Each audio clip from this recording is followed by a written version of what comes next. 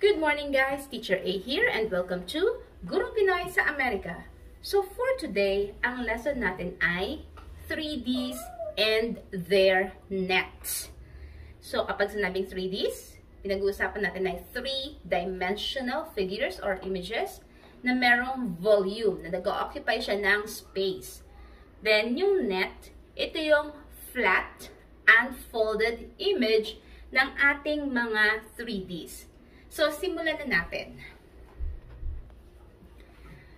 So, ang first 3D natin ay tinatawag na cube, wherein meron siyang 6 na faces na lahat ay squares. So, lahat ng sides niya, yan, bibilangin natin, 6 silang lahat, and then, lahat sila ay square. So, yan ang cube. Now, ano naman ang net ng cube? So, kung i-unfold natin itong cube, ito ang kanyang net. There.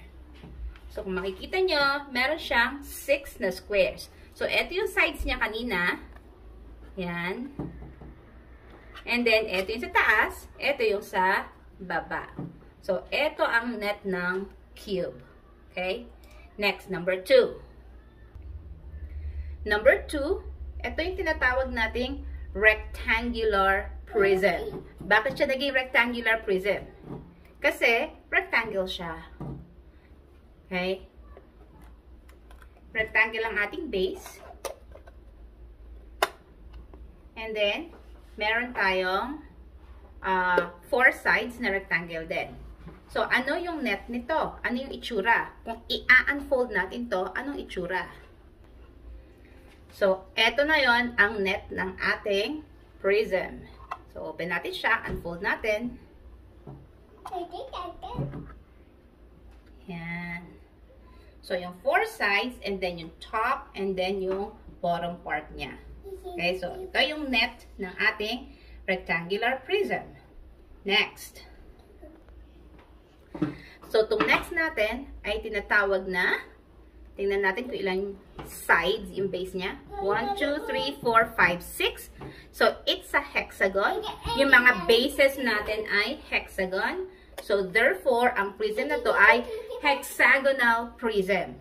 So, yung prism, 3D siya, wherein meron siyang 2 opposite sides na congruent. Yung 2 congruent sides na yon, yun yung ating base. Okay?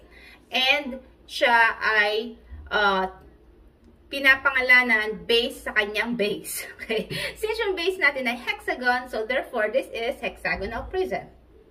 Yan.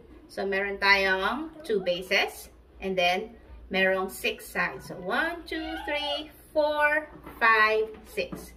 Ano ang itsura ng net ng hexagonal prism? Okay, so ito ang ating hexagonal prism. I-unfold natin siya. Ito yung base na isa, yung top. Ito yung bottom. And then, ito yung ating 6 sides. Yan.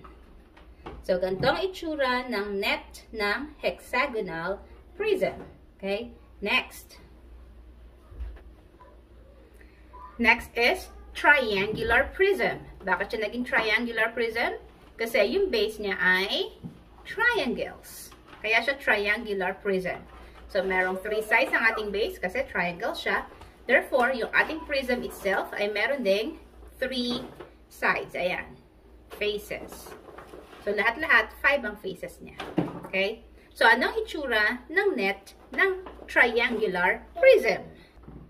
Okay? So, ito ang ating triangular prism. I-unfold natin siya. Ito yung first base, yung top, ito yung bottom, and then ito yung kanyang 3 sides. So, ayan. Ganito yung itsura ng net na triangular prism. Next.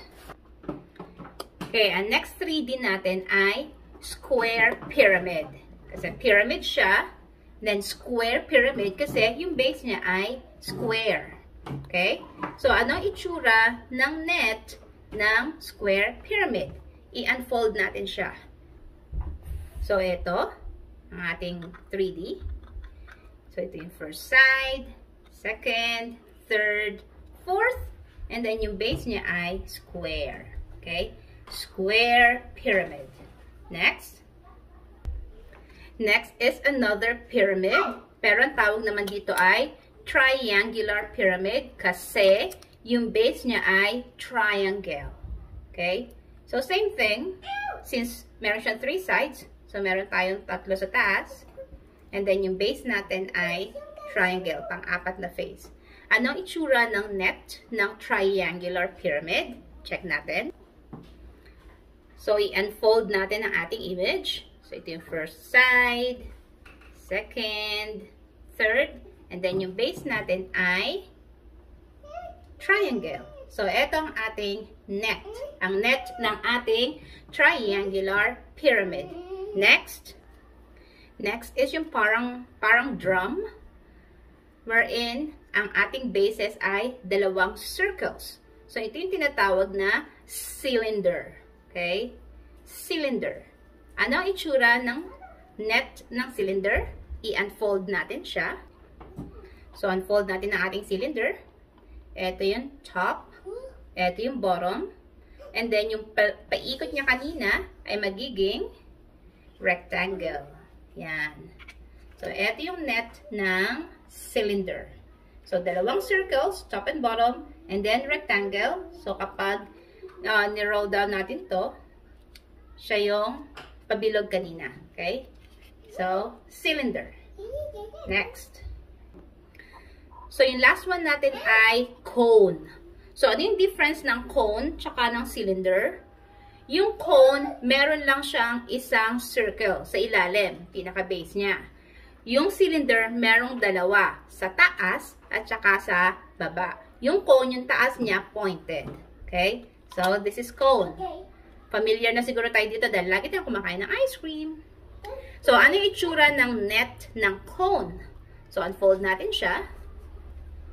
So, ito yung ating base, the circle, and then ito yung ating side. Yan. Ganda, diba?